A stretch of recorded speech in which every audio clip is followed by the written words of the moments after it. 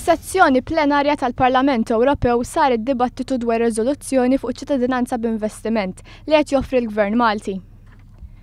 Kienu bosta l-intervjuni waqt id-diskussjonijiet iżda spikkaw l-attakki fuq Malta minn Ewroparlamentari tal-Partit Popolari Ewropew, fosthom l-Ewroparlamentari Maltin David Casa u Roberta Mezzola.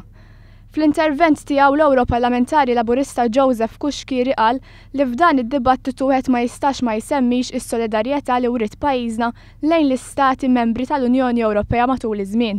Yes, we are speaking about these principal values that unite us as Europeans. We speak about solidarity, reciprocal solidarity between member states. We speak about respect for sovereignty of all member states in things that are of national competence. We need to concentrate on the real principle and real meaning of citizenship, and this in order to avoid any prejudice against one particular member state. Meta wieħed jiffoka d-dibattitu fuq pajjiż wieħed ikun qed joħloq preċedent perikolus fuq is-sovranità ta' pajjiż Ewropew wieħed, żied jgħid l-Ewroparlamentari Kuxkiri.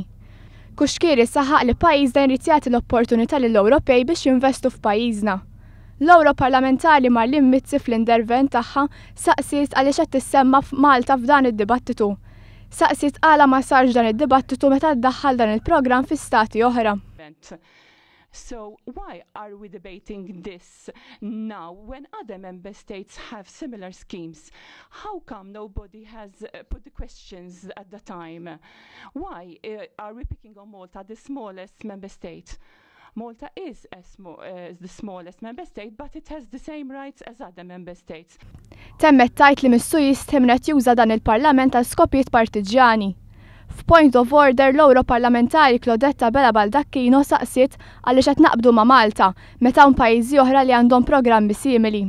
I wanted to make this thing clear that this is a debate about citizenship, that there is no problem. We want a healthy debate on citizenship in European Union, whilst keeping in mind that there is national sovereignty, but we cannot pick on a country and isolate it, because there are other countries which have similar schemes and initiatives.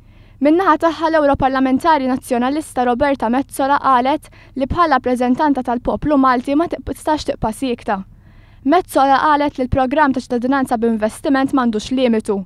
And the scheme which is being proposed by the socialist government is not limited, and there is no genuine bond or link with investment, and it was on this subject that I spoke, and it is on this that the resolution we will be voting on tomorrow actually focuses on. Thank you. Madan kollu dan mhux il-każ għax fil-fatt il-programm ta' ċittadinanza b'investiment jistipula l-limitu ta' 1800 applikant.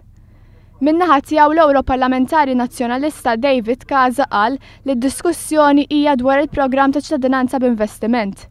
Kontra dak li qal f'pajjiżna fl-intervent tiegħu l-Ewroparlamentari David Casa talab għal konsens filwaqt li appella lill-Gvern biex jagħmel dan il-programm wieħed ta' investiment. That come with it. We do not want therefore to put us in a bad light because of this bad scheme. I want when a Maltese person comes to your country with a Maltese passport, you trust that person to enter your country and you do not suspect a holder of a Maltese passport.